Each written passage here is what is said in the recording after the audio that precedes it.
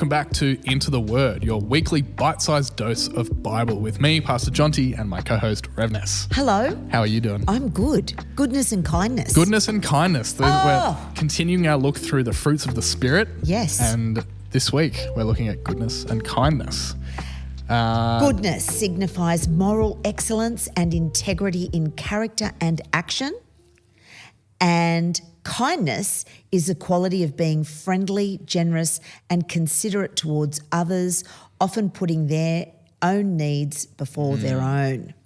So to look at this, we've got a passage lined up. It's a very, very famous one from the Gospel of Luke. It's in chapter 10. It's the parable of the Good Samaritan. Give it to us. I'll read through this. If you want to follow along, Luke chapter 10, verse 25 through till 37. Here we go. The parable of the Good Samaritan. On one occasion, an expert in the law stood up to test Jesus. "Teacher," he asked, "what must I do to inherit eternal life?" "What is written in the law?" he replied, "and how do you read it?" He answered, "Love the Lord your God with all your heart, with all your soul, and with all your strength, and with all your mind, and love your neighbor as yourself." "You have answered correctly," Jesus replied. "Do this, and you will live." But he wanted to justify himself, so he asked Jesus, "And who is my neighbor?" In reply, Jesus said, "A man was going down from Jerusalem to Jericho when he was attacked by robbers. They stripped him of his clothes, beat him, and went away, leaving him half dead. A priest happened to be going down the same road, and when he saw the man, he passed by on the other side. So too a Levite, when he came to the place and saw him, passed by on the other side. But a Samaritan, as he travelled, came where the man was, and when he saw him, he took pity on him. He went to him and bandaged his wounds, pouring on oil and wine. Then he put the man on his own donkey, brought him to an inn, and took care of him. The next day he took out 2 denarii and gave them to the innkeeper. 'Look after them,' he said, 'and when I return, I will reimburse you for any extra expense you may have.' Which of these 3 do you think was a neighbor to the man who fell into the hands of robbers?" The expert in the law replied, "The one who had mercy on him." So Jesus told him, "Go and do likewise." This is the word of the Lord. Thanks be to God. It's a good one, isn't it?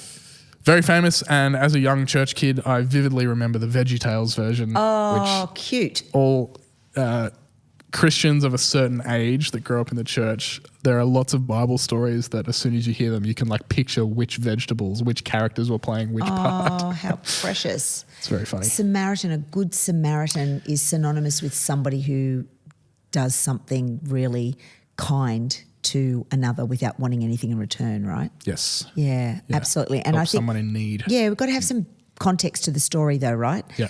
Dodgy road, I think it was 26 kilometres from Jericho to Jerusalem, and it was the topography was over, I think, 2,300 feet that this guy had to travel. It was a well-known place for hijacking and robbers on this road. So you've got 3 dudes. You've got the priest, a Levite, and you've got a Samaritan person. So the priest is cruising on by, this poor person that's bloodied, bashed and by the side of the road, left for dead, right, by the baddies. And a priest clocks the poor person in his view and thinks, shit, I can't go and manage and deal with that. I've got a couple of issues here. If I go and get the blood of that person on my body, I am going to be ceremoniously unclean, not for one day. It's not as simple as washing your hands. Ceremoniously unclean, not for one day, but 7 days. So the priest chooses not to see, crosses over the other side of the road, pretends does the awkward look thing and keeps going, right?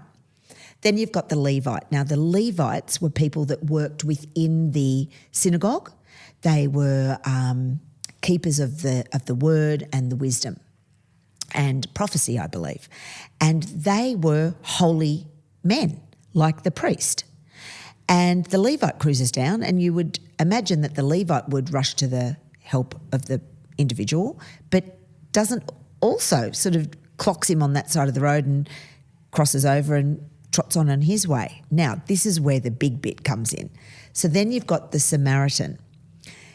And the Samaritan, you've got to understand that this Samaritan helped this Jew that was hurt on the side of the road.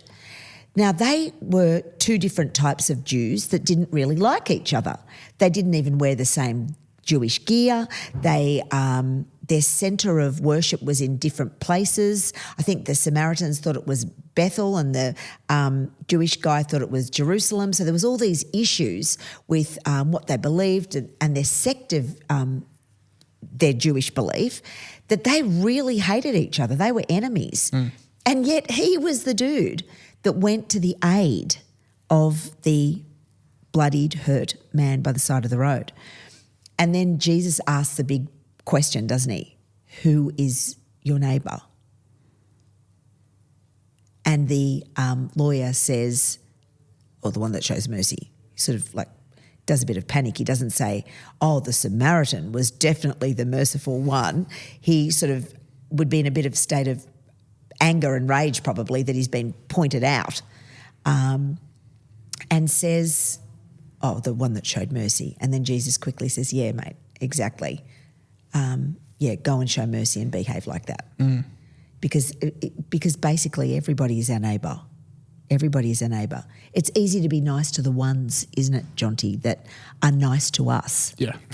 But it's the ones that are the tricky people this is where it really requires us to dig deep, to be kind and to be generous of heart, because I think kindness and goodness are a heart language. Yeah. It's the nature of our heart in how we behave and respond to somebody in need, right? It's no good manufacturing a behaviour and then bitching and complaining about it. That's not being, that's not having the fruit of a spirit of goodness and kindness, is it? It's got to come naturally, intrinsically from within. Yeah. From the heart. Yeah, and it's like, I love this idea that like kindness and goodness isn't a fruit of your denomination. It's a fruit of the Spirit. And this is an example where like, just because you're a Christian or just because you're a Samaritan or just because you're Jewish or just because you're a Baptist or just because you're an Australian or just because you're from the UK or whatever, you don't have a monopoly on kindness or goodness. No, that's and right. I've come across this again recently, this I guess it's almost like a philosophy, or they would probably even call it a theology, that true goodness and kindness can only come if you're a particular type of Christian. Like it's only actually possible to love someone if you're a Christian, because only Christians understand that true love is the love of God. And this is a story that kind of goes, no. Be good and kind to everybody, because everyone is your neighbour. That's it. And it is a fruit of the Spirit. When you are filled with the Spirit, you can't help but show goodness and kindness to everyone. Like these dudes despised each other. That's why it was a radical teaching of Jesus, that even if you have a low opinion of somebody, you know, they're still your neighbour. You know, even if they say mean things about you, they're still your neighbour, and we are called to show goodness and kindness to them. It's even if they've said ridiculous things about you. Yeah. And that's when it really counts, actually, to show goodness and kindness. And I suppose that word Samaritan has become synonymous with those words, haven't they, to be good and kind.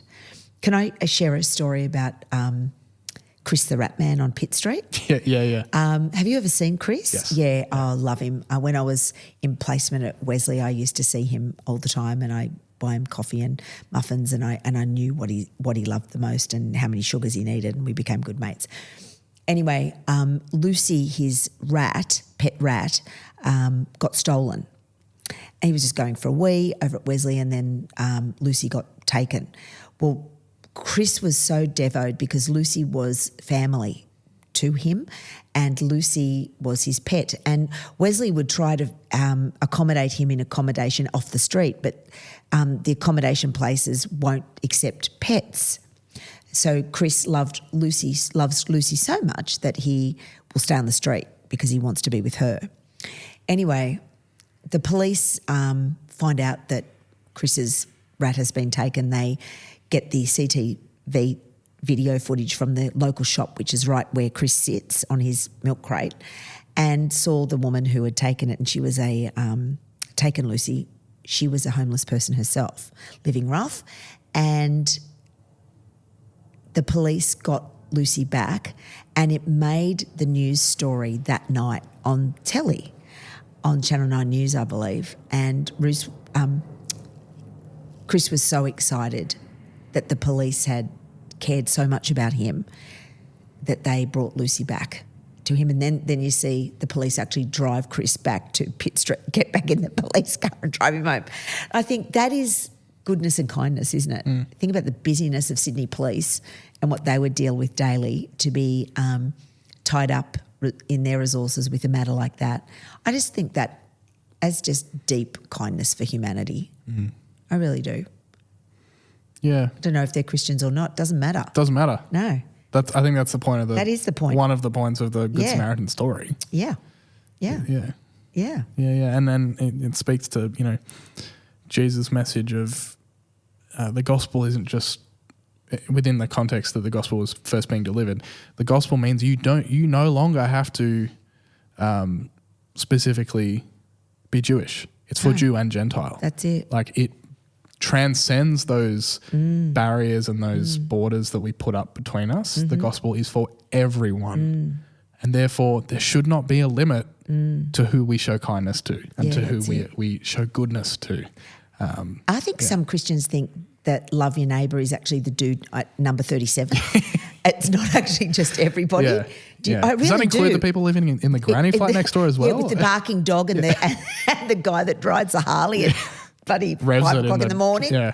Or the guy that used to idle his boat engine in the driveway next to my studio when I'm trying to record something. Exactly. That guy too. Love that neighbour also. Yeah. Because being kind to others is what God is actually calling us to be, right? Absolutely. And I think God knows us better than anyone, and God is always kind to us. So why on earth would we not reciprocate kindness? But it like I said, it's a heart language, and it has to come from within. Don't bother being kind if you're going to bitch about it later. Yeah, and it's like this sounds like I'm being flippant about it. I'm really not. But like the effort to reward for just showing kindness is so exponential. Yeah, like you have no idea how much. For example, just paying for the person behind you in the drive-through.